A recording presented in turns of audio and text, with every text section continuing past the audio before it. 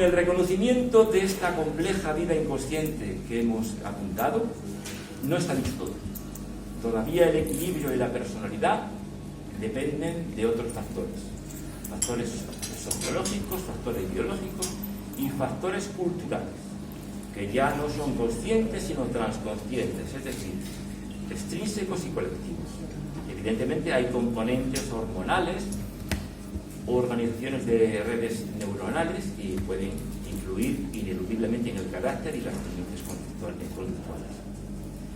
Aparecen en primer plano los factores antropológicos y los sociológicos, y en segundo plano los sectores comunicacionales y significacionales.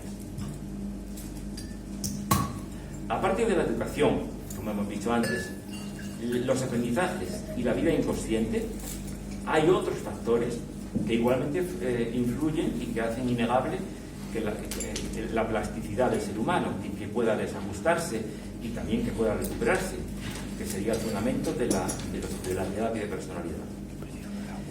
Si las técnicas no farmacológicas consiguen resultados apreciables, ya sean terapias conductuales, cognitivas, humanistas, gestálticas, sistémicas, psicoanalistas ortodoxas o psicodinámicas, si obtienen estas técnicas resultados apreciables, significa que la personalidad es elástica y sus componentes son recombinables y de diverso carácter no fisiológico.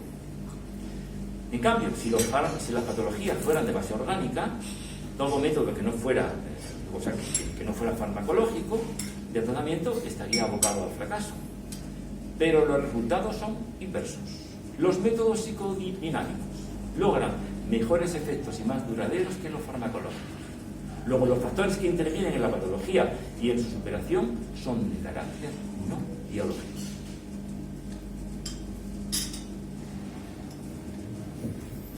Vamos a ver primero los factores antropológicos que influyen en la personalidad. La praxis, como saben, es la propiedad que obliga a la especie humana a construir continuamente su mundo. Nada le viene dado y ha de irse renovando constantemente. La especie humana carece de base universalmente dada. Los genes solamente nos predisponen, pero no nos producen comportamiento. Y todo ha tenido que organizarse por diferentes tanteos con riesgo de equivocarse. Esto lo llama el profesor sencillo desfondamiento radical, que genera a su vez tres propiedades: la negatividad, la indefinitud y la frontería. La negatividad es la capacidad de negar que tiene el ser humano y que le abre constantemente posibilidades de innovación y posibilidades de perfección de lo presente. La indefinitud, ya que no puede definirse al hombre, pues no es infinito, no es finito y no es indefinido. No es infinito, por supuesto. No es finito porque no puede aceptar límites. Y tampoco es indefinido, pues no es para él igual o indiferente cualquier resultado. Por tanto, es indefinito. Se halla inestablemente instalado en el vacío de las tres posibilidades. Y frontería, porque ocupa una posición fronteriza. Dentro de la experiencia de la limitación infinita, la transponibilidad de cualquier límite impuesto. Dentro de esa transponibilidad, percibir que está participando a la vez, al existir, de varias vertientes de la realidad. Y en virtud de esa participación, sentirse solicitado simultáneamente por motivaciones, metas y exigencias contrarias entre sí. Y tener que percibir constantemente objetivos del deseo y del pensamiento, y al elegir entre criterios de valor a veces opuestos y diferentes.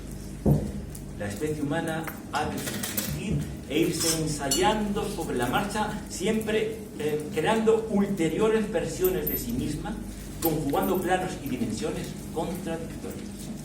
Tensionada también entre lo animal y lo sobrehumano, entre lo natural y lo cultural, entre lo egoísta y lo altruista, entre la agresividad y la serenidad, entre el placer y el dolor, entre la libertad y la necesidad, etc. Procurando no romper nunca el equilibrio entre contrarios. Y hoy, que la tecnología está rompiéndolo, estamos experimentando la amenaza ecológica que se cierne sobre nuestro mundo. Y esto es un constante trasponer una frontera, la del presente, porque el futuro está más allá de sí mismo. Y esa transposición de frontera no es fácil, porque al existir de la especie y de cada individuo, el que le da una pura tensión de contrarios esa existencia. Y de todas estas propiedades, sin embargo, resulta el hombre como es, con sus paradojas y con sus logros, y por eso precisamente es productor de cultura. Factores psicológicos. Los factores psicológicos que influyen en la personalidad son las corrientes de opinión y sus presiones, los canales de participación en el poder impositivo del símbolo, del significado y del significante, la valoración por su edad, por su sexo, por su función, por su trabajo, etc. Estos perfiles sociológicos determinan una trayectoria de su personalidad hasta el punto de que con un determinado mensaje genético puede que en una sociedad ese mismo individuo logre un grado alto de eficiencia, mientras que en otra puede quedar marginado o reducido a un delincuente o a un excéntrico. Y finalmente, los siguientes factores que apuntamos al principio, que serían los comunicacionales y los semiológicos, que también tienen efectos decisivos en la configuración de la personalidad. Los modelos, los patrones, los roles, las investigaciones semánticas del cuerpo, del sujeto, la edad, el sexo, el nacimiento. Significar es tener relieve social y emocional ante el grupo y ante sí mismo. Por eso, hasta en las relaciones interpersonales, amistosas o amorosas, dice: tú o tu amistad y compañía significan mucho para mí. La apreciación emocional del valor que el sujeto posea es el componente fundamental de la autoestima. La autoestima es la percepción afectiva válida de sí mismo como valioso, que es la única realidad personal que el sujeto le ha tocado en suerte, tenga los defectos que tenga. No son las cualidades positivas las que motivan la autoestima, sino el ser, la propia personalidad, que es lo único que se posee, sea poco o sea mucho, sea peor o sea mejor. Y ya no se ama a la persona por los valores que ella tenga, sino por ser ella misma. Y esto sucede en el verdadero y sólido amor hacia otra persona, ya que no se ama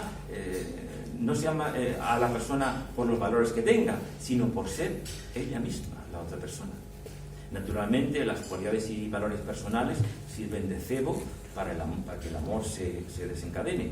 Pero como el amor es dinámico y conforme progresa, cuando realmente existe, va abandonando esas motivaciones de bienes que esa persona posee para quedarse exclusivamente centrado en ella misma. Y no se cambiaría ya por cualquier otro ser humano, aunque fuera mucho mejor y estuviera más dotado de cualidades.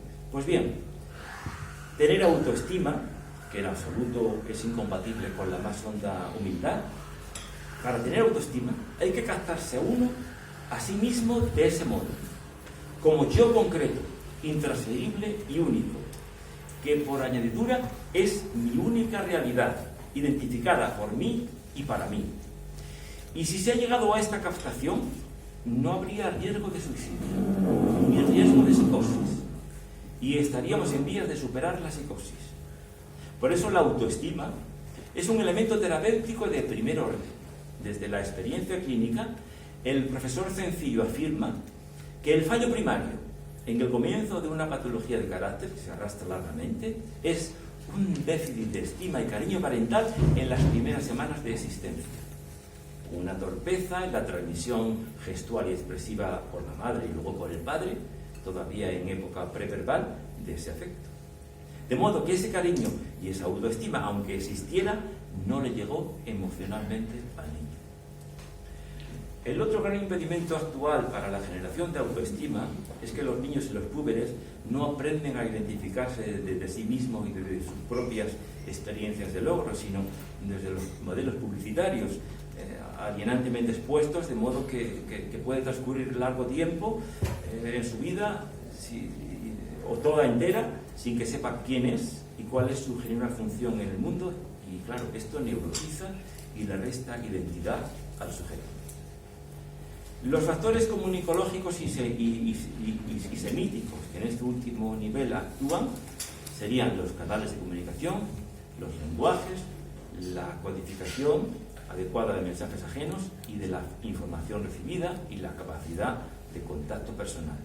No se puede ignorar la importancia que para las patologías tienen la comunicación, los lenguajes y los significados, porque al fin y al cabo constituyen el medio más cercano y envolvente que tenemos de los sujetos. No nos encontramos con la realidad nunca, sino mediante procesos de comunicación, hasta el punto de que al otro se le llega mediante procesos de comunicación, pero sí, siempre en forma de significados. La estructura de la personalidad bajo todos estos influjos y presiones puede configurarse bien y de modo integral, pero también puede que haya quedado sin canalizar gran parte de esas energías libidianas disponibles, y esto provocará un empobrecimiento del mundo, ya que varias posibilidades para esa personalidad no se han llegado a realizar.